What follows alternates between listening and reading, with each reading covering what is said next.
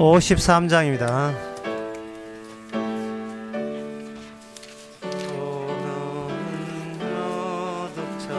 영광의 하나님, 온 땅에 충만한 공기하신 하나님, 영과 지혜 대지와 선동으로 언제나 우리를 지키시는 하나님,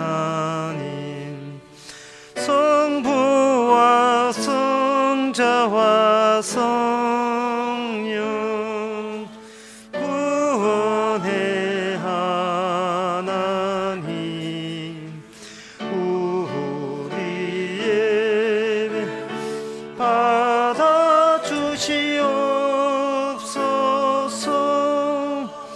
사랑이 넘치는 자비하신 하나님, 은혜가 풍성한 구원의 하나님, 자매의 심령 평안을 주옵시고 죄악의 허물을 용서하여 주소서.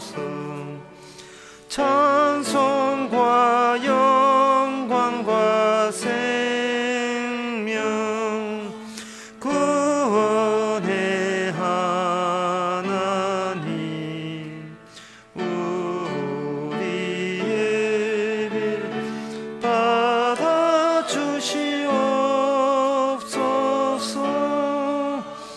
연약한 심령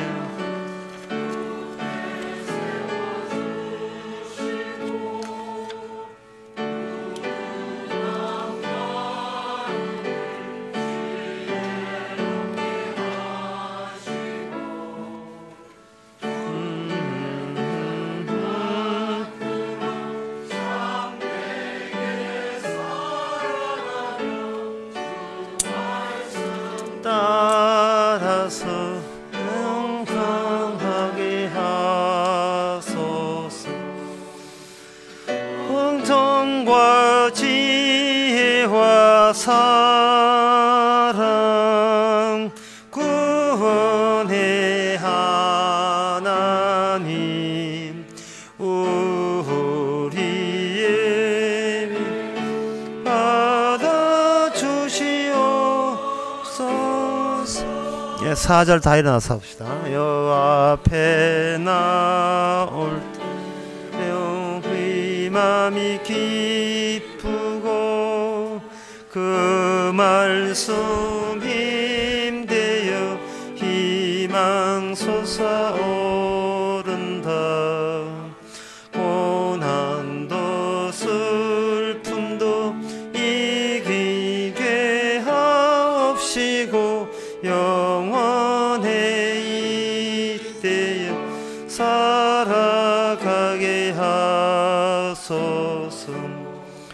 우리의 자랑과 기쁨 구원의 하나님, 우리의 bil 받아주시옵소서.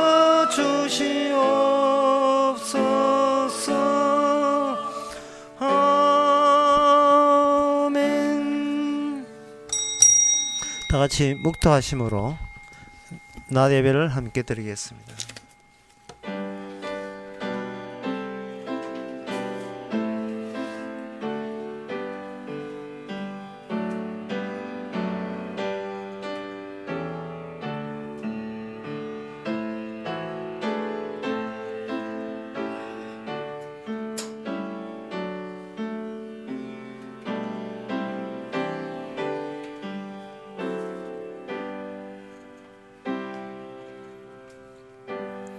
전능하사 천지를 만드신 하나님의 아버지를 내가 믿사오며 그 그 외아들 우리 주 예수 그리스도를 믿사오니 이는 성령으로 잉태하사 동전 마리에게 나시고 본디오 빌라도에게 고난을 받아사 십자가에 못 박혀 죽으시고 장사한 지 사흘 만에 죽은 자 가운데서 다시 살아나시며 하늘에 오르사 전능하신 하나님 우편에 앉아 계시다가 이로써 산자와 죽은 자를 심판으로 오시리라. 성령을 믿사오니 거룩한 공예와 성도라서 교통하는 것과 죄를 사하여 주시는 것과 몸 대시 사는 것과 영원히 사는 것을 믿사옵나이다. 아멘. 오직 주에게 피하는 자는 다 기뻐하며 주의 보호로 인하여 영원히 기뻐하 외치며 주의 이름을 사랑하는 자들은 주를 즐거워하리다. 하나님, 저희들 우리 자신으로 보호하지 않게 하옵시고 우리가 우리를 챙기지 않게 하여 주시고 지금도 주께서 저희들을 보호하시고 살게 하시고 이끄심을 항상 잊지 말게 하옵소서. 예수님 이름으로 기도옵나이다. 아멘. 교동문 4번입니다.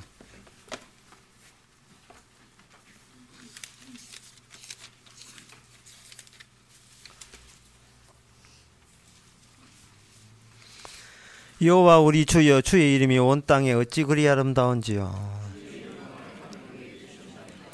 주의 대적을 인하여 어린아이가 젖먹이 입으로 말미암아 권능을 세우시며 주의 손가락으로 만드신 주의 하늘과 사람이 무엇이간데 주께서 저를 생각하시며 저를 천사보다 조금 못하게 하시고 주의 손으로 만드신 것을 다스리게 하시고 만물을 그 발에 두셨으니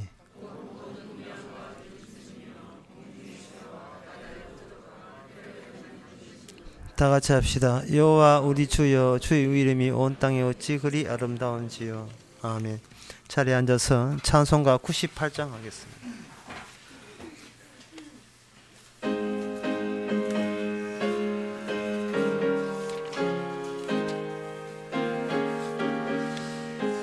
주 예수 내가 알기 전 날 먼저 사랑했네. 그 크신 사랑 나타나 내 영혼 거듭났네. 주 내 맘에 늘 계시고 나 주의 안에 있어 저 포도비유 같으니 참 좋은 나의 친구. 내 친구 대신 예수님 날 구원하시려고 그 귀한 몸을 버리사 내 죄를 대속했네. 나 주님을 늘 믿으며 그 손을 의지하고 내 몸과 마음 바쳐서 끝까지 충성하리. 내 진실하신 친구여 그 은혜 내려주사 날 항상 보호하시고 내 방패 되옵소서. 그 풍성한 참 사랑은 네 능히 끊을 소냐. 날 구원하신 예수는 참 좋은 나의 친구. 이 시간 다 함께 기도하실 때 이종성 장님 기도하시겠습니다.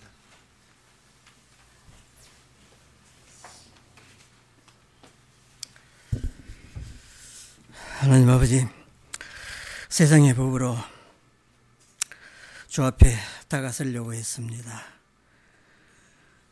세상의 그 허접한 것으로 주님 기뻐하시는 걸로 오해했습니다. 얼마나 우둔하고 얼마나 고집세면 이렇게까지 천국 가려고 노력하는 그 모든 것들이 주 앞에 죄만 발산해내는 그런 죄인 되었습니다. 오늘도 이러한 모습 속에 주님 십자가 달리심으로 인해 홀로 그 죄 담당하신 그 사랑에 다시 한번 우리 젖어들기를 원합니다. 그래서 이미 율법으로 완성된 주님에 의해서 우리가 그저 구원되어진다는 그 기쁨으로 우리 예수 믿어지기를 원합니다.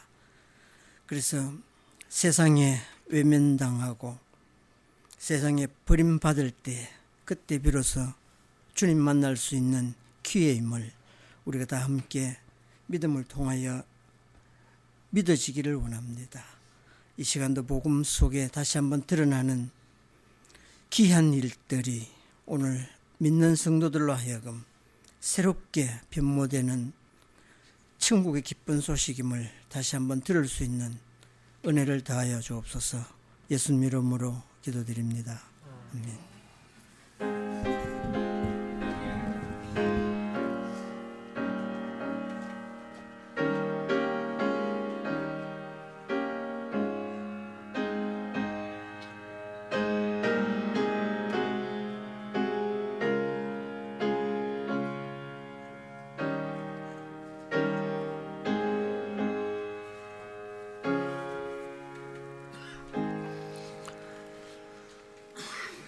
이 시간에 광고 없으면 우리 찬송가 219장 합시다.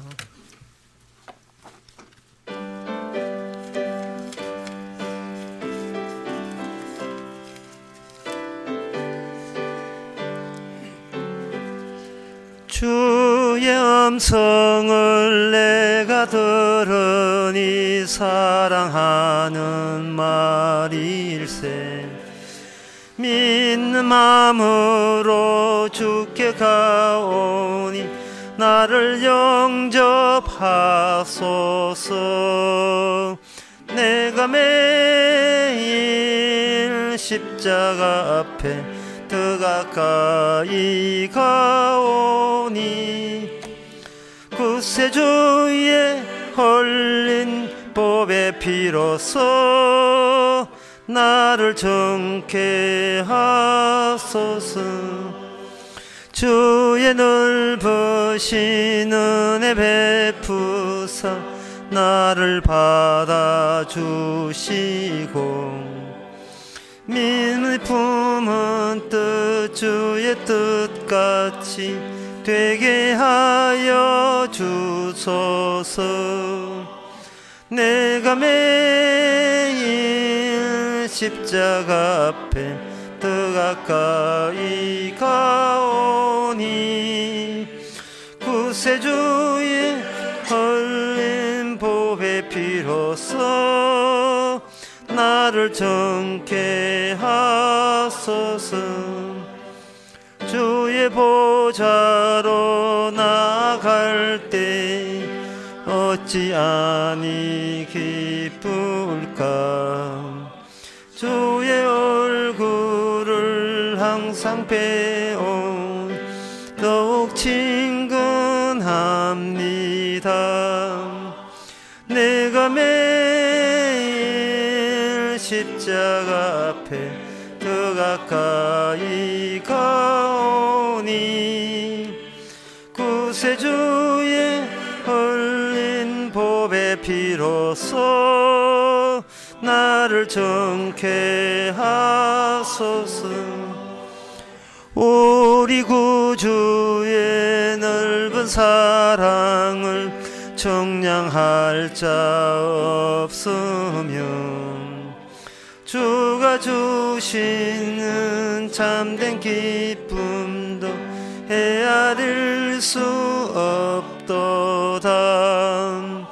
내가 매일 십자가 앞에 더 가까이 가오니 구세주의 흘린 보배 피로써 나를 정케 하소서. 아멘. 하나님의 말씀은 갈라디아서 2장 11절에서 14절까지입니다.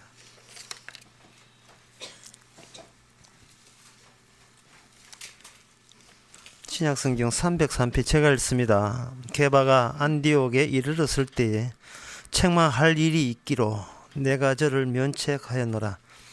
야고보에게서 온 어떤 이들이 이르기 전에 게바가 이방인과 함께 먹다가 저희가 오매 그가 할례자들을 두려워하여 떠나 물러가매 남은 유대인들도 저와 같이 외식하므로 바나바도 저희의 외식에 유혹되었느니라. 그러므로 나는 저희가 복음의 진리를 따라 바로 행하지 아니함을 보고 모든 자 앞에서 게바에게 이르되 너가 유대인으로서 이방을 쫓고 유대인답게 살지 아니하면서 어찌 억지로 이방인을 유대인답게 살게 하려느냐 하였노라. 아멘. 이거 사사가 사사를 책망하는 일이 벌어졌어요. 그 지도자청에서 무슨 의견이 분열된 양상인지 아니면 계시의 혼선이 빚어진 건지 사도가 사도끼리 서로 다투게 되게 되면 서로 다투는 건 아니지만 다투게 된다면 그 사도가 그리스도가 보낸 사도라고 알고 있는 다른 일반 사람들에게 혼란을 초래할 가능성이 있습니다.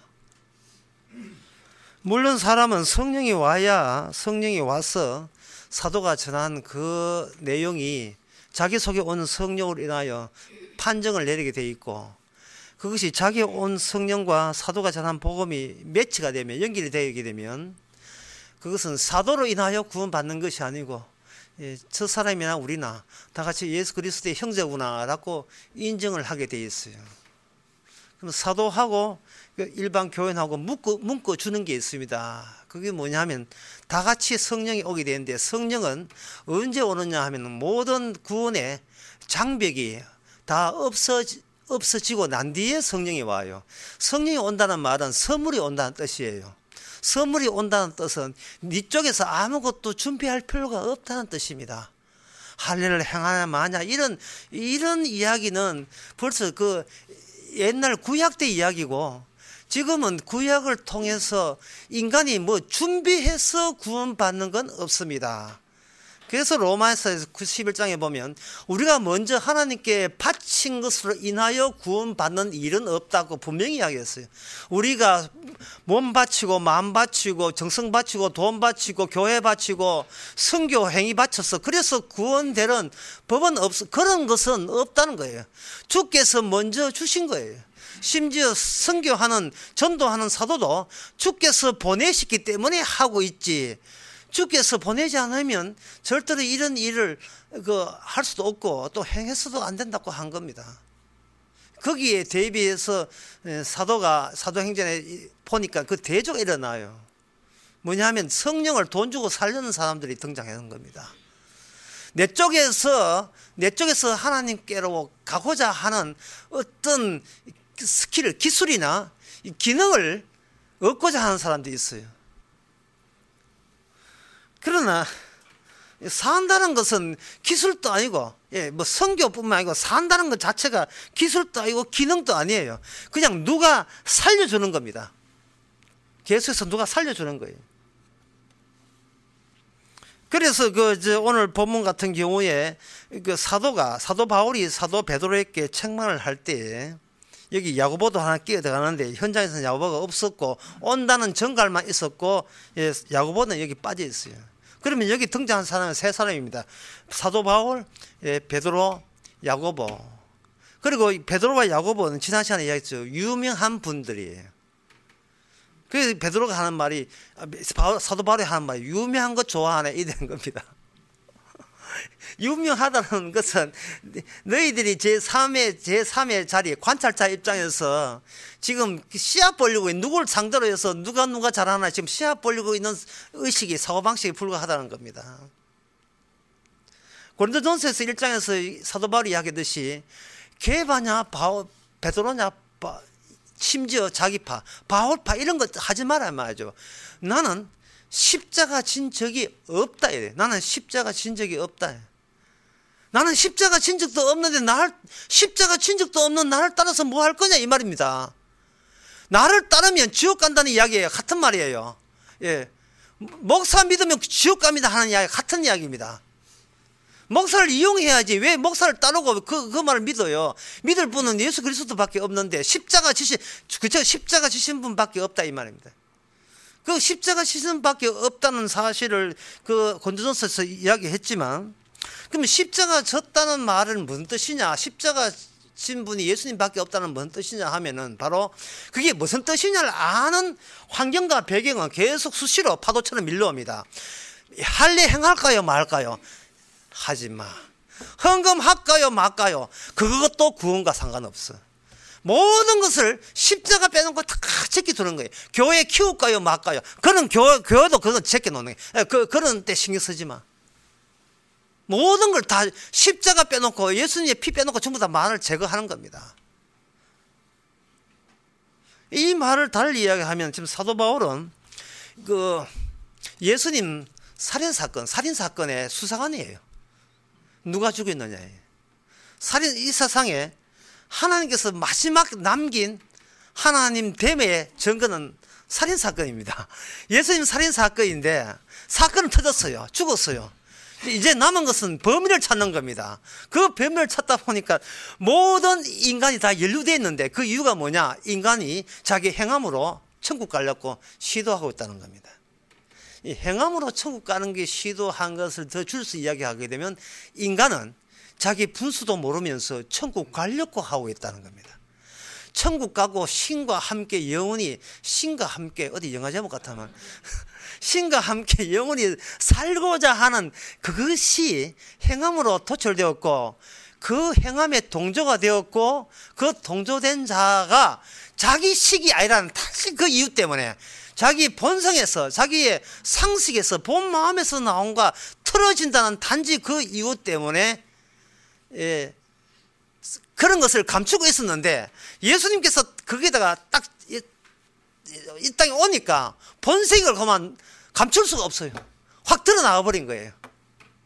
사람이 자기 행함으로 또는 자기 믿음으로, 믿음도 행함이거든요. 믿음으로 구원받겠다 하는, 하여튼 구원받겠다고 시도하는 것 자체가 뭐가 잘못됐냐 하면은 평소에 살아가는 것이 나는 나로 인하여 산다는 것이 이게 항상 굳어져서 그래요.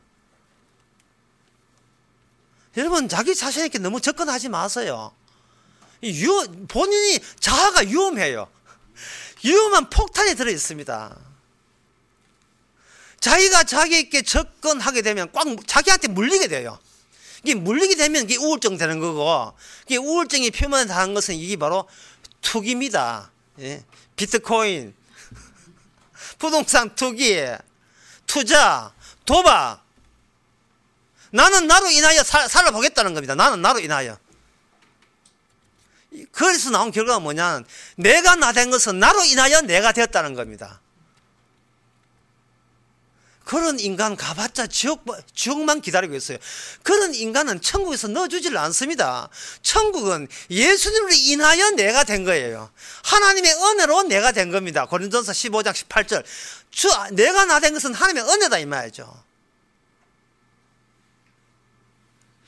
자기한테 이렇게 자꾸 자기한테 접근해버리면 내가 신에게, 하나님에게 뭘 어떻게 더 하면 됩니까? 라는 쪽으로 자기 관심사 자꾸 이렇게 되면 뭐든지, 왜 우울증 걸리냐 하면 자기 책임이 너무 많아서 그래요.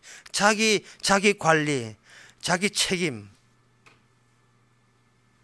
여기에 몰두한 겁니다.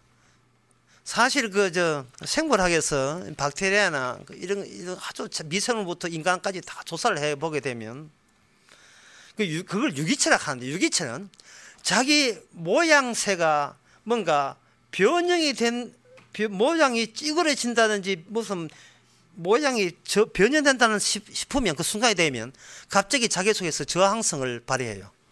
모든 생물이 다 그래요. 모든 생물이. 그 모든 생물을 제가 오늘 설교 임의로 자연 또는 대자연이라고 내가 일단 대자연으로 이름을 바꾸게, 개념을 바꾸겠습니다. 유기체, 그걸 대자연. 그 대자연 속에 누가 있느냐 하면 인간이 들어있어요.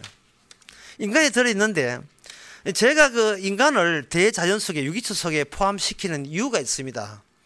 인간을, 대자연을 관찰자가 아니고 대자연 속에 들어있어서 그 대자연의 본성에서 빼도 박도 못하게 나온다고 이렇게 확 제가 발목을, 그 대자연 속에 발목을 잡아두는 이유가 출애굽 사건을 설명하기 위해서 제가 그렇게 일부러 그렇게 하는 겁니다. 출애굽 사건, 그 출애굽기 12장 29절에 보면 제가 한번 읽어볼게요. 밤중에 여호와께서 애굽 땅에서 모든 처음 난 것, 곧 위에 앉은 바로의 장자로부터 옥에 갇힌 사람의 장자까지와 생축과 처음 난 것들을 다 치심해 그날 밤에 바로와 그 모든 신하가 사망치 아니하는 집이 하나도 없다. 사망치 않은 집이 하나도 없다 했어요. 근데 이것이 무슨 재앙에 속하느냐 하면 1, 2, 3, 4, 5, 7 10까지 10가지 재앙 속에 마지막 재앙에 포함이 되는 거예요. 그러면 10가지 재앙은 첫째 재앙과 관련성이 있는 겁니다. 연관되어 있어요. 첫째 재앙이 강이 피가 되는 건데 그 강이 피 되는 그거는 재앙. 그 재앙부터 해서 개구리 올라오고 메뚜기 있고 나중에 흑암이 있고 모든 대재앙 속에 인간도 같이 섞여서 그 재앙의 대상자가 된다는 이야기입니다. 누가요? 출애굽을 하시는 여호와 하나님이 그렇게 말씀하시는 거예요. 모세한테 그렇게 말씀하시는 겁니다. 그러면 이 말은 뭔 뜻이냐 하면은 아까도 유기체 얘기했지만 인간은 자기 몸에 어떤 변형이 온다 싶으면 강력한 거기에 대한 저항력을 발휘해요. 저항성을. 그 저항성을 제가 광주 강의에서 엠페도크레스의 BC 5세기경의 그 그리스 철학자 이야기를 했어요. 세상의 모든 운동은, 움직임은 사랑하면 받아들이고 미움하면 밀어낸다는 거예요. 사랑과 미움으로 원칙이 되어 있는데 사랑은 받아들이는 것이고 미움은 밀어내는 것이다. 이것이 바로 그 백혈구 활동과 똑같은 거예요. 우리 세포 내에. 이게 이익이 있냐 손해가 있느냐, 이게 이익이냐 손해가 있느냐. 모든 인간은 약 70개의 세포가 되어 있고 세포 하나하나마다 이 묘들처럼 단독적으로 단독 각방방을 따로 갖고 있어서 세포 하나가 이게 내가 이익일까 손해일까를 생각해서 받아주고 멀리하고 이렇게 한다는 거예요. 그 세포들의 집단이 개체가 되면 그 집단 개체가 되고 이걸 자아라고 인간들이 부르고 있는 겁니다. 자아라고. 누가 인간의 천억 개의 뇌세포가 이게 웅웅거리면서 시뮬레이션처럼 웅웅거리면서 그래가지고 자아라고 이렇게 이야기하는 거예요. 그리고 인간이라 하는 것은 이 자아라 하는 것은 이거는 이 몸의 유기체, 다른 말로 하면 대자연, 이 자연체가 나 건드리지 말라는 그 울림을 자아가 되는 겁니다. 그 울림이 나 건드리지 마라. 여러분 지렁이가 있으면 지렁이를 막대기로 재미로 하면 이렇게 쑤시 본다고요. 개구리한테 돌을 던져 본다고요. 그럼 개구리가 뭐라고 반응합니까? 돌이 날아왔을 때 내한테 이익이냐 손해냐 따지겠지요. 손해가 되면 피하겠지요. 피하면서 뭐라 하면 던지지 마라고 외치겠지요. 깨굴깨굴 하면서. 그거나 인간이나 다를 바가 뭐가 있어요. 이런 대자연에 대해서 우리는 지금까지는 뭐냐, 그렇고 그런 거니까 자연을 존중하자, 대자연을 사랑하자, 인간을 서로 사랑하듯이 이제는 개, 고양이, 반려견도 하자고 개고기 먹지 말고 서로 사랑하자 이 나오더란 말이에요. 그 사랑하는 것이 한계가 있어. 어디에 한계 있느냐 하면 지금 사도 바울이 오늘 본문에서 하는 거예요. 뭡니까? 출애굽 사건에 있어서 아무 죄도 없는 메뚜기, 아무 죄도 없는 파리, 그 아무 죄도 없는 그 이제 해와 달까지 심지어 강물까지 전부 다 하나님 보시기에 싹 쓸어버리고 싶은 그러한 분노를 유발하고 있다는 겁니다.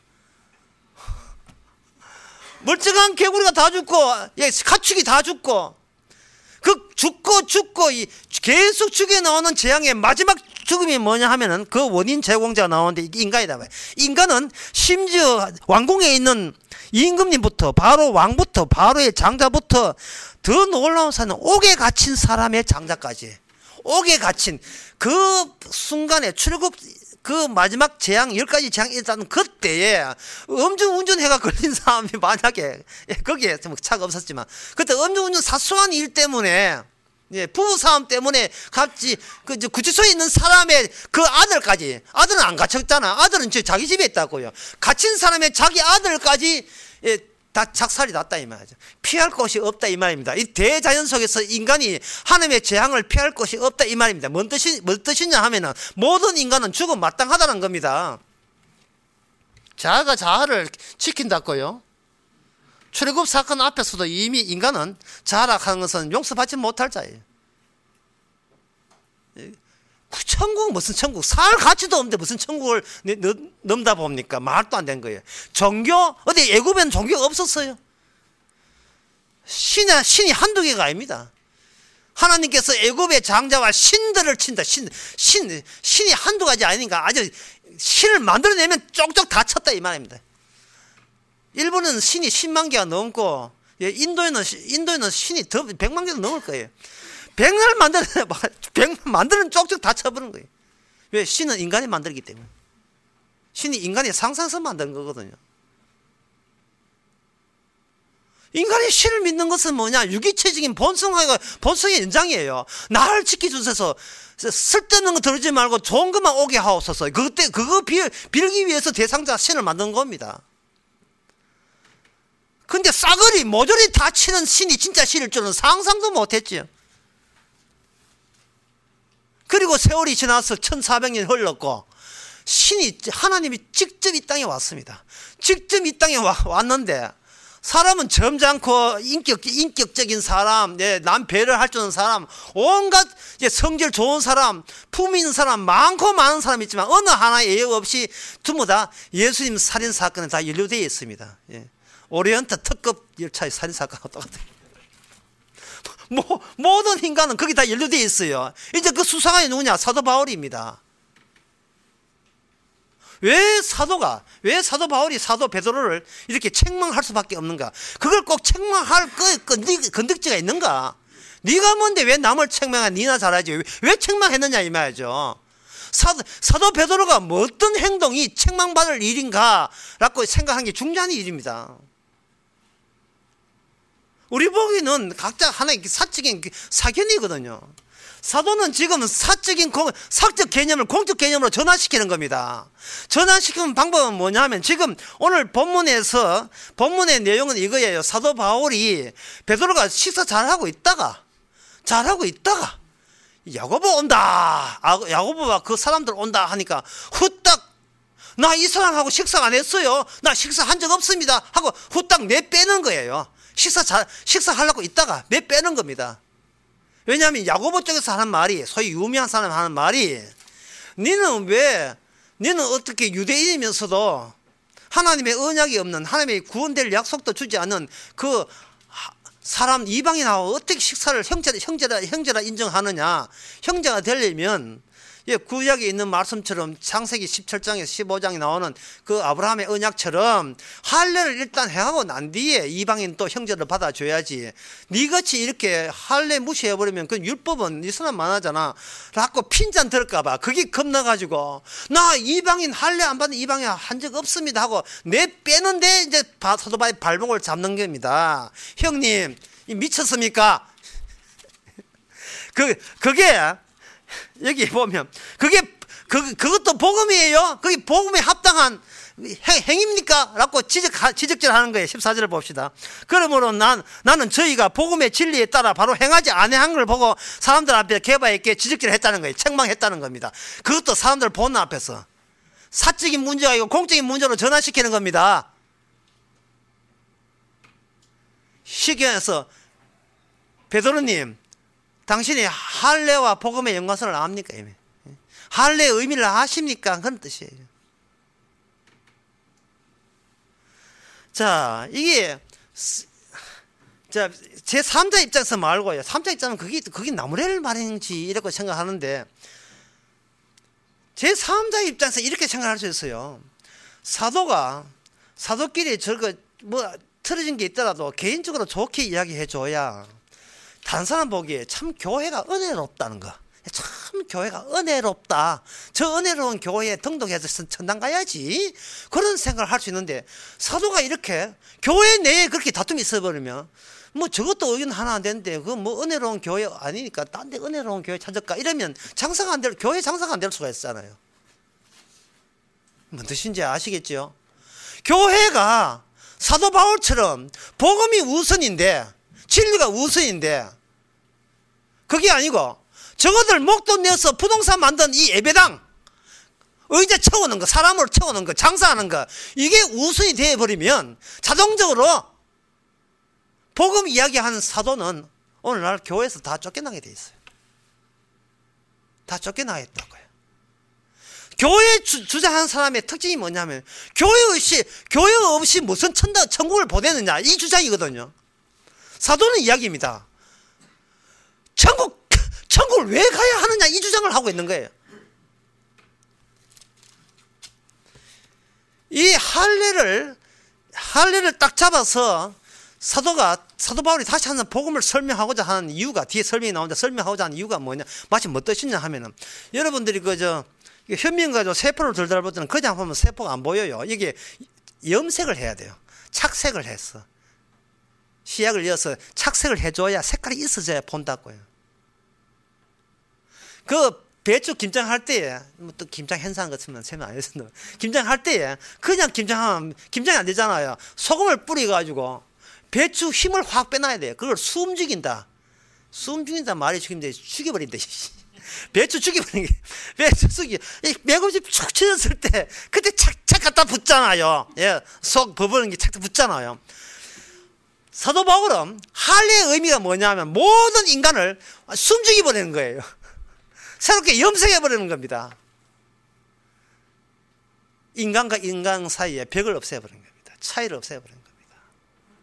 왜 그렇게 사도가 복음을 하기 전에 사도 베드로는 바로 이 색깔을 칠하고 숨죽이는 소금 뿌리기가 할례라는 것을 모르고, 베드로와 이 야고보는 마치 할례 행했다는 것이 훈장처럼 네와 나를 구분하는, 나라는 자와 너라는 자를 구분시키는 벽으로 여전히 보존하고 있는 게 문제가 되는 겁니다. 이걸 소금을 쳐봐야 되는데, 다 죽은 자가 돼야 되는데, 사도는 이겁니다. 할례를 행했다는 것은 인간은 바르게 사는 게 문제가 아니에요. 진짜 50년, 40년, 진짜 오랫동안 이렇게 교회 다니는 사람들이 물어보게 되면 항상 나오는 것이 신앙이란 바르게 사는 겁니다라는 이야기가 계속 나와요. 정말 이제 지옥 가려고 환장을 한 거예요, 그 사람은. 예. 신앙은 바르게 사는 게 아니고 내 속에서 심판과 저주와 죽음을 내비치는 게 신앙입니다. 바르게 사는 게 아니에요. 바르게 사는 거와 전혀 상관없습니다.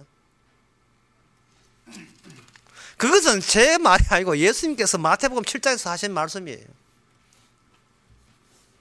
모든 것을 숨죽여 버릴 때, 모든 인간을 할례로 숨죽여 버릴 때, 그때 비로소 어떤 이 거짓 선지자들이 어떻게 주장하고 거짓 교인들이 천국도 안 가면서 간다고 우기는 사람이 어떻게 나오는가가 마태복음 7장 21절 22절 23절 나오면 제가 읽어보겠습니다. 그날에 많은 사람이 나더러 이르되 주여 주여 우리가 주의 이름으로 선지자 노릇하며 주의 이름으로 귀신을 쫓아내며 주의 이름으로 많은 권능을 행치 아니하였나까 하리니 그때 내가 너희에게 밝히 말하되 내가 너희를 도무지 알지 못하니 불법을 행한 자들아 내게서 떠나가라 하니라. 이 말씀을 주님은 이렇습니다. 나도 주님을 알고 주님도 나를 아는 사례, 그런 경우 1. 예. 첫째 경우는 나도 주님을 알고 주님도 나를 아는 경우 1. 두 번째는 나는 주님을 모르는데 주님을 나를 아는 경우 2. 세 번째가 뭐냐? 나는 주님을 아는데 주님은 나를 모르는 경우 3. 거기서 1번을 제껴버립니다. 1번은 아무도 없어요. 나도 주님 알고 주님 나를 아는 경우는 이 세상에 인간은 존재하지 않습니다. 1번 선을 쫙 그어버려야 돼요. 누가 구원받는가? 나는 주님을 모르는데 주님은 나를 알 경우만 구원받습니다. 오늘 마태복음 7장 제가 읽었던 이 대목은 뭐냐? 나는 주님을 안다고 우기는데 주님은 전혀 주님을 그 사람은 몰라요.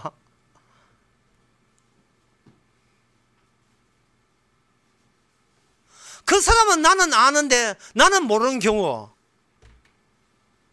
이 사실은 이런 경우가 천국 가는 경우예요. 그런 노래도 있어요.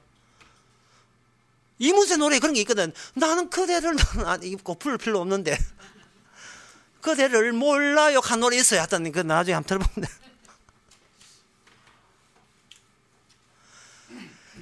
요한복음 10장에 보면 내 양 10장 27절 내 양은 내 음성을 들으면 나는 그들을 알면 저희는 나를 따른 데 있거든요. 요 경우가 내 양은 내 음성을 들으면 나는 저희 알면 저희는 나를 따르니라 하는 요 경우는 어떤 경우냐 하면 요한복음 10장 여기 26절의 7절의 말씀이거든요. 어떤 경우냐 하면 바로 요한복음 10장 15절의 말씀을 근거로 해서 이 나와요. 15절의 말씀이 뭐냐 하면은 이겁니다. 아버지께서 나를 아시고 내가 아버지를 아는 같이 나는 양을 위해서 목숨을 버리노라. 그리고 16절에 이 우리에 들지 않은 다른 양들이 있어 내가 인도하여 내가 할 테다. 그러니까 뭐냐 하면은 아까 제가 이야기했잖아요. 성도가 뭐냐 하면은 내가 주님 압니다는 성도의 행함에 속하기 때문에 이거는 없애야 돼요. 없애고 나 속에서 나는 나의 죽음과 나의 심판과 저주가 계속 내비치는 사람이 성도가 되는 겁니다. 왜냐하면 주님과 나는 어떻게 만났냐 하면 주님의 죽음 안에서만 만났기 때문에 그래요. 주께서 나를 위해서 죽으심으로 나는 죽음 마땅하다는 그런 뜻이지요 라고 내 자아가 죽고 내 행함이 죽어버리면 내 행함도 소용없잖아요. 내가 죽게 해놓은 이 모든 것도 내가 죽을 수밖에 없고 내가 주님을 죽일 수 있는 원인으로서 작용해서 지금 이때까지 나는 헌금했고 전도했고 교회에 나왔습니다. 이 모든 것이 예수님을 살해하는 동기로서 작용했습니다 라고 인정하는 사람만 비로소 십자가의 의미를 아는 사람이에요. 그게 목사로서 전도하고 목사로서 강의하고 이 모든 것이 예수님을 살해하는 데 보태했습니다. 살해하는 동기로 작용했습니다. 왜? 인간의 오늘 설교 제일 중요한 대목입니다. 인간은 왜? 행함 뒤에 자아를 갖다 붙이기 때문에. 인간은 반드시 행동하는 뒤에 그 뒤에다 자아를 갖다 붙여요. 누가 했노? 내가 했지롱. 내가 했지롱. 이게 유기체의 본성입니다. 모든 대자연의 본성이에요. 이거 출애굽 앞에서 작살나야 됩니다. 내가 했습니다. 어떤 행동도 어떤 나쁜 행동 같으면 제가 안 했습니다. 하여튼 어떤 행위를 하고는 안 되나 봐지 내가 했다 내가 안 했다 거기다가 자아를 다 항상 그 뒤에다 갖다 붙입니다. 그러니 상상해 봅시다. 마태복음 7장에 돌아가서 복음 하도 좋은 거 다 갖다 붙여. 복음 십자가, 복음 뭐 피 이야기 막 출창 피 이야기만 하고 이제 성령 이야기 오직 행함으로 안 된다 믿음으로만 된다 이야기하고 한국에 다 쓰겄다. 진짜 십자가 복음으로 돌아와야 된다. 언약만이 이게 관통하는 진리다. 온갖 다 이야기하고 다 했는데 마지막에 주님께서 누구고? 니 누구지? 난 니 모른다. 저리 꺼져라. 가라. 난 니 몰라. 제가 십장한 피만 이야기했잖아요. 그거는 네가 했잖아. 네가. 난 니한테 시킨 적 없어. 예? 그때 성령 줬잖아요. 니는 성령 받았다고 네가 우겼잖아. 니 혼자 우겼지. 이 문제 이러면 어떻게 해결할 겁니까? 설교에서 끝내고 싶다. 당황하도록. 이거 어떻게 할 거예요, 이 문제를? 예? 그 문제 해결을 위해서 오늘 베드로가 있는 겁니다. 참 이쁘기 짝이 없는 베드로. 베드로가 할례 행했다는 것 때문에 식사 같이 안 하고 뛰어나갔어요. 그때 사도 바울이 한 말이 이 외형만 찾는, 이걸 외식이라고 하는데 외형만 찾는 인간아, 그게 복음이야? 라고 이야기했거든요. 그러면 복음이라는 것은 어디서 등장하냐? 복음이라는 것은 복음을 외친다고 복음이 아니고 뭐 행위 뒤에 자를 붙이지 말라 하니까 또 난 자 안 붙이겠습니다 이런다고 자 안 붙이는 게 아니고 뭔가 복음 아닌 상황 속에 우리를 힘올려야 돼요. 그 안에 휘말려 들어가야 돼요. 혼자 지리산 도 닦는다고 복음 아는 사람 아닙니다. 자꾸 섞여야 돼요.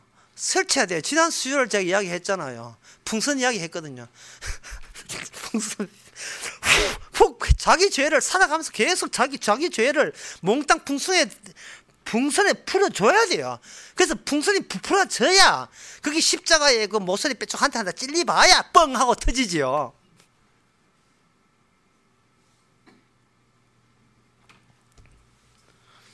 사도 그 베드로가 그렇게 한다는 것은 왜 그렇게 하냐 하면은 나는 할례를 행한 채로 예수 믿었기 때문에 나는 괜찮다는 그게 자아의식을 그대로 유지하고 있다는 티를 그대로 드러낸 겁니다. 그러면 인간이 행하고 난 뒤에 자아를 뺐다 이 말이죠. 예? 그 대개 아들은 왜 그래 공부를 잘합니까? 아이고 애한테 직접 물어보죠. 예. 너는 왜 공부를 잘해? 공부가 제일 쉬웠어요. 그냥 놀아도 100점인데 뭐 어떡하란 말입니까? 굉장히 겸손한 것 같지만 우리는 자아가 뒤에 붙었다는 걸 알잖아요. 어떤 인간도 자아가 안 붙을 수는 없는 거예요.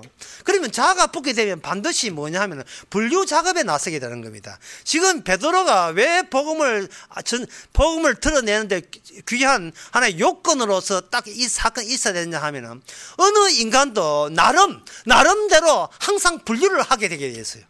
모든 분류. 그 분류에 보게 되면 분류해놓고 분류가 되는가 항상 좋고 선과 악, 추하고 아름다움, 진리와 비진리 이런 쪽으로 분류가 이루어지게 되었어요. 그 이루어지게 자기는 어디에 속하는가 항상 진선미, 옳고 바르고 참되고 아름답고 항상 그 분류 쪽에 들어가 있습니다. 정치 농객들 하나 있잖아요. 직업은 없고 씹어서 뭔가 씹는 재미로 이렇게 생계 유지하는 사람들 있잖아요. 정치 농객들. 그 사람들 농객의 결론은 뭐냐면 나는 나는 저들과 같이 아니하고 누가 보면 18장이나 19장에 나오는 이야기입니다. 그 바리새인하고 똑같은 거예요. 분류를 계속하는 겁니다. 자, 분류의 극치가 어디냐? 분류의 극치를 제가 말씀드리겠습니다. 너는 보기만 해도 재수 없어. 이게 분류의 극치입니다. 너는 보기만 해도 재수 없어. 이런 소리 당했던 사람은 많지요. 이유 없어. 무조건 재수 없어. 꼴 보기 싫어. 여러분들도 뭐 이렇게 드라마 같은 거 안 보죠? 우리 교회는 뭐 보고만 보지 드라마는 잘 안 보죠. 보게 되면 저 인간 왜 나왔지? 저거 보기만 싫어. 저거 왜 저 역할 맡았지? 나 저거 보기만 싫어. 심지어 누구 나오면 아예 그 드라마 내용과 없이 아예 안 보는 사람이 있어. 이보영 나오면 무조건 안 보는 게 있어. 희한하지. 보기만 해도 짜증나. 예. 분류하는데 무슨 이유가 필요합니까? 예? 분류하는데. 분류하지만 네가 분류할 주인공이 아니야. 너는 10가지 재앙을 내릴 입장이 안 돼. 너는 하나님이 아니야. 아무리 옆에서 무슨 소리 해도 분류하고 싶은데 분류하고 싶은데 예? 편당은 뭐 육의 열매라고요. 육의 열매 백날 저주받고 지옥 가는 이곳까지 계속 나는 내 쪽과 내 쪽 아닌 쪽과 분류하고 싶은데 이걸 어떻게 말립니까? 말릴 수가 없어요. 말릴 수가 없습니다.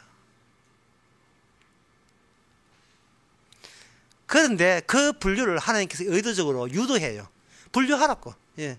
나중에 보면 뭐가 처음에는 분류할 때 이유가 들어요. 뭐 어떻게 성격이 어떻게 하지만 그 마지막 분류의 극치는 이유가 뭐냐 하면은요. 하여 몰라. 나도 무조건 네 보기만 하면 될 수 없어. 예. 예. 그렇게 미움과 사랑 이것이 이유가 없어요. 조건 보고 결혼한다고 아닙니다. 재수 없어서 결혼 안 하고요. 재수 없어 이혼하고. 재수 좋으면 이유 따지지 않고 무조건 사랑하고 나중에 이혼할까 봐 무조건 사랑해요. 예, 인간은 그렇습니다. 그러면 왜 그렇게 유도하는가? 이게 복음으로 드러나기 위해서 그렇게 하는 거예요. 그게 뭐냐 하면 바로 성경에 분류하고 대조하라고.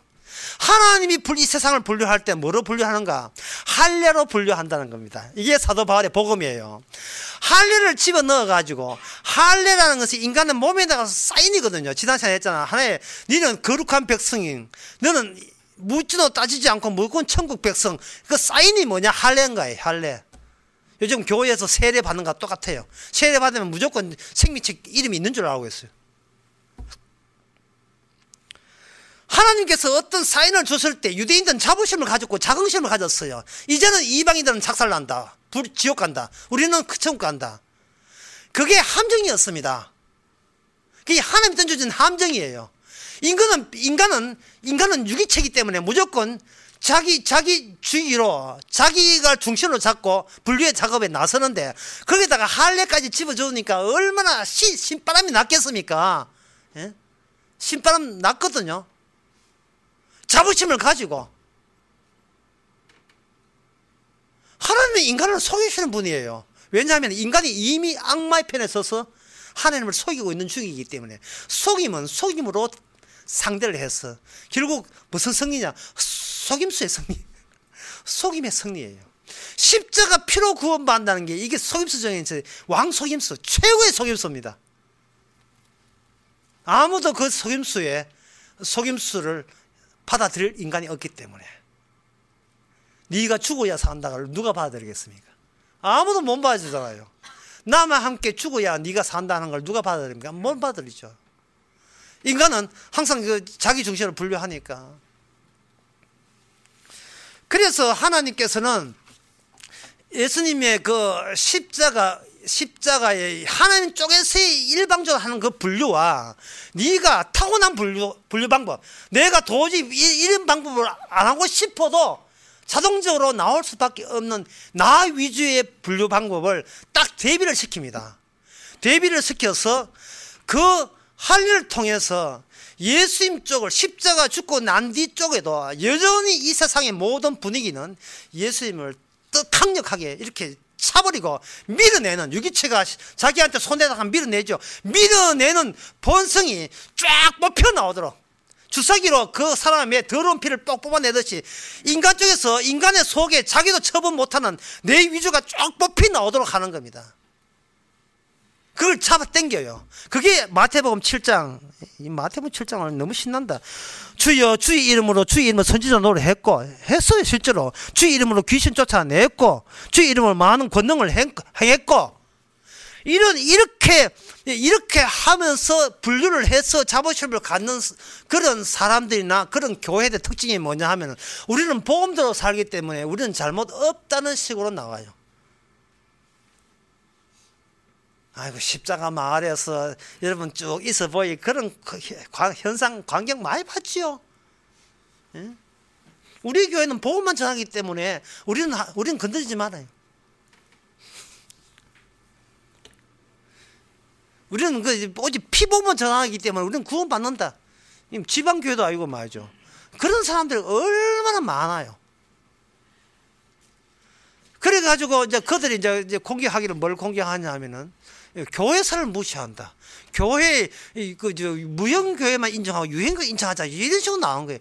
결국은 뭐냐면, 자기 분류 작업을 자기가 정당화하고, 거기서 자기 의가 생기는데.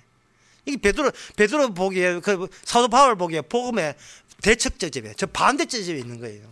그에 대해서 하나님께서 어떻게 하느냐 하면은, 모든 사람을 다 쳐요. 모든 사람을 다 치는데, 그러면, 그도 히브리인들의 마저는 죽지 않았지 않습니까? 그들은 살았자냐 하는데, 그게 여러분 오해입니다. 어디 오해냐 하면은, 출애굽 12장 47절에 보면, 이스라엘 회중아, 이것을 지킬 자, 너희와 함께 유월절 지킬 때는, 모든 남자는 할례를 받은 후에야 가까이 하고 지키고, 본토인들과 같이 될 것이다. 할례 받지 못한 자는 먹지 못할 것이고, 본토인이나 너희 중에 우고한 이방인들아, 이 법에 동일한 법이니라. 모든 인간을 똑같은 색깔로 전부 다 똑같은 소금으로 숨을 죽여버린 거예요. 할례라는 것은 네가 지키는 것이 아니고, 할례를 누가 지키느냐? 어린 양, 피 흘리고 죽은 어린 양과 관련된 할례예요. 어린 양이 할례의 실체입니다. 구원의 실체는, 할례는, 율법은 인간이 지키는 게 아니에요. 이 율법을 주신 분이 지키는 거예요. 율법을 주신 분이. 그분이 다 지킴으로써 우리는 아무것도 한 것도 없이 천국 가는 거예요.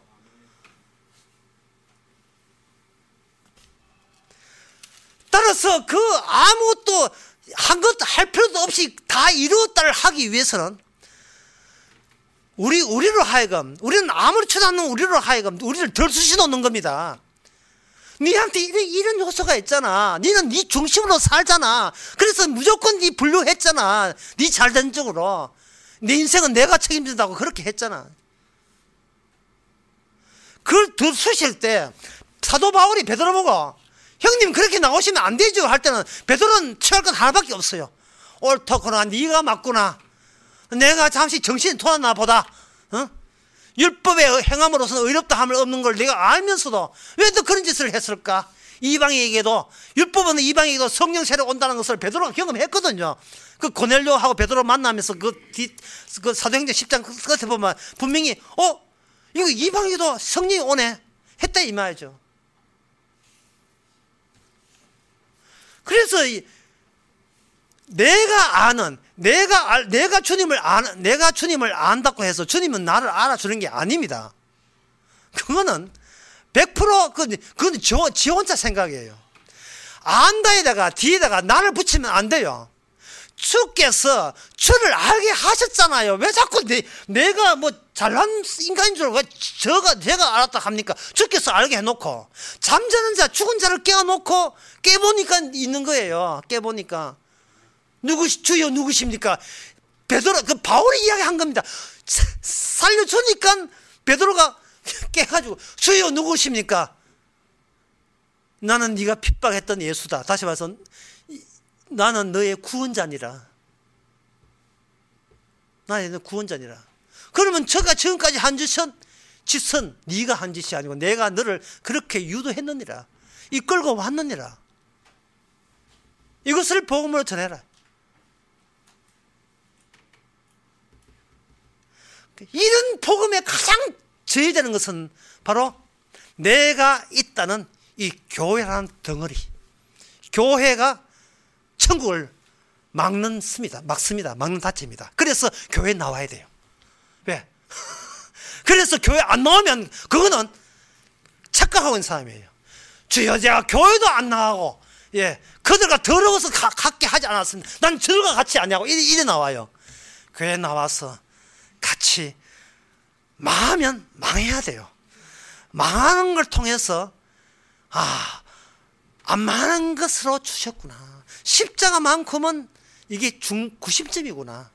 내가 하는 행동은, 내가 덧붙인 모든 행동, 내가 예수 믿는 행동은요, 치매에 걸려서 요양병원에 가봐야 내가 뭘 믿는다는 것이 이게 치매 현상의 연장이고 일종이다 이 말이죠.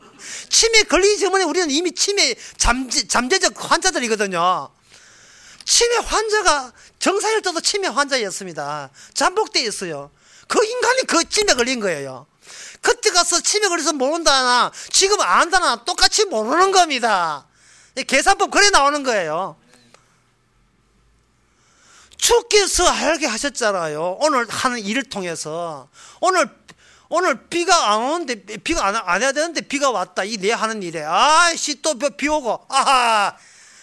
이런 몬때 먹은 내 분류 작업의 나 중심인데, 주께서 이렇게 몬때 처먹은 인간이라는 것을 주께서 알게 하셨잖아요. 이게 바로 자기에서 죄와 심판과 저주에 합당한 요소만 내비치면 그게 바로 살아있는 성도입니다.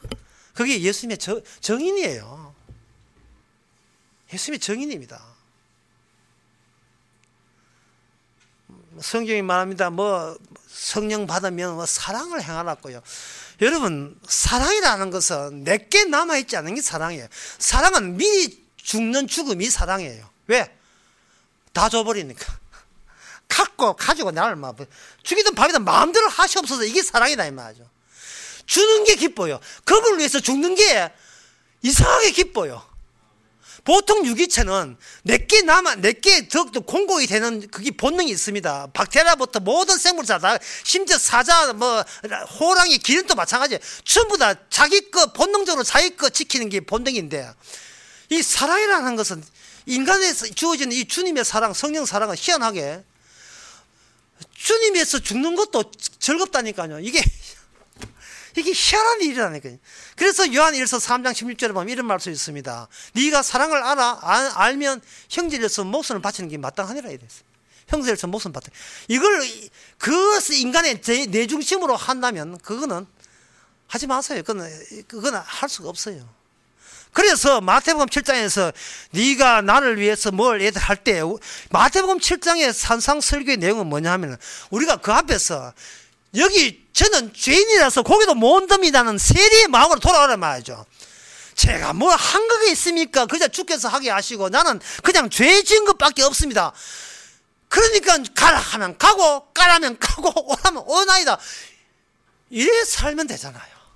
그게 사랑받는 사람 특징 아닙니까? 사랑하시는 품 안에서, 시편에 나오듯이 젖을 먹고 엄마의 얼굴을 쳐다보는 것처럼 사랑하는 엄마 품에 같이 있고, 내가 엄마를 알 필요 없습니까? 엄마가 나를 알면 그걸로 끝나는 것이죠. 내가 꼭 알아야 됩니까? 알다가 침이 걸리면 나는 모른다 하면 어떻게 될 거예요? 주께서 날만 알아서 주님이 네 때문에 죽었다, 네 때문에 죽었다 하면 맞습니다. 제 때문에 돌아가신 건 맞습니다. 왜 이런 고백을 속 시원하게 못하냐 이 말입니다. 예? 복음으로 교회 하나 해보려고. 그게 무슨 마귀 짓이, 그 사탄의 짓이지예요. 그 사탄입니다. 무슨 복음으로 교회를 합니까? 그 복음으로 살면 되지 뭘 교회를 해요? 교회는 한 군데밖에 없어요. 주님의 몸밖에 없습니다. 스스로 찡찡대지 마시고요. 우리 애가 어떻고, 우리 남편 어떻고 자꾸 이렇게 찡찡대고 하지 마세요. 이렇게 살려주기 포실버스 아주 숨이 덜 죽었어요. 정말 십자가. 귀신아 물가라 한바탕 놀듯이 소금을 쳐쳤어요. 치시고, 인간의 본성은 그냥 투기하고 뭘 하게 돼 막 해놓고 또 이런 죄를 지었습니다. 뭘 약간 얍삽한 짓이지만 늘 성령으로 소금 치신다는 걸 잊지 마시기 바랍니다. 기도하겠습니다. 하나님 아버지, 진짜 마음대로 살게 하옵소서. 정말로 마음대로 살게 하시고, 정말로 내 하고 싶은 대로 다 살게 해주시되, 그 어떤 것도 의가 아니고 죄인 것을 십자가 앞에서 놀랍게 기적적으로 고백할 수 있는 성도 되게 하옵소서. 예수님의 이름으로 기도합나이다. 아멘. 다 일어나서서 253장 합시다.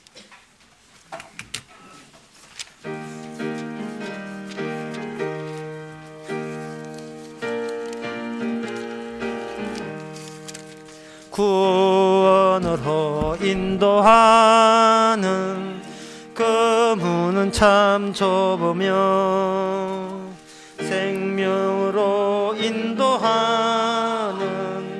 그 길은 참 험하니 우리 몸에 매여 있는 그 더러운 죄짐은 하나 없이 벗어놓고 힘써서 들어갑시다.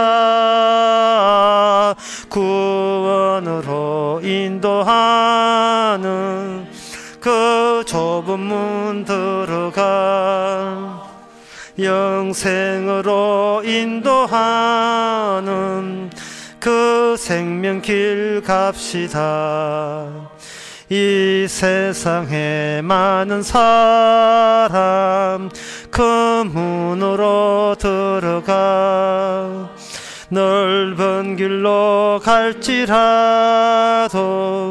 멸망길 엮었나니 세상에 든 부귀영화 모두 내워버리고 주의 말씀 순종하여 그 생명길로 갑시다. 구원으로 인도하는 그 좁은 문 들어가 영생으로 인도하는 그 생명길 갑시다. 구원의 문 열렸으니 주의 공로 힘입어 주저 말고 들어가서 생명길로 갑시다. 구원의 문 닫힌 후에 들어가고 싶으나 한 번 닫힌 구원의 문 또 열려지지 않으리. 구원으로 인도하는 그 좁은 문 들어가 영생으로 인도하는 생명길 길 갑시다. 기도합시다. 지금은 우리 주 예수 그리스도 은혜와 하나님의 크신 사랑과 성령의 충만하심이 이미 주어진 생명길, 우리가 거기에 죄인인 것을 깨닫는 모든 성도에게 주 이름으로 축원하나이다. 아멘.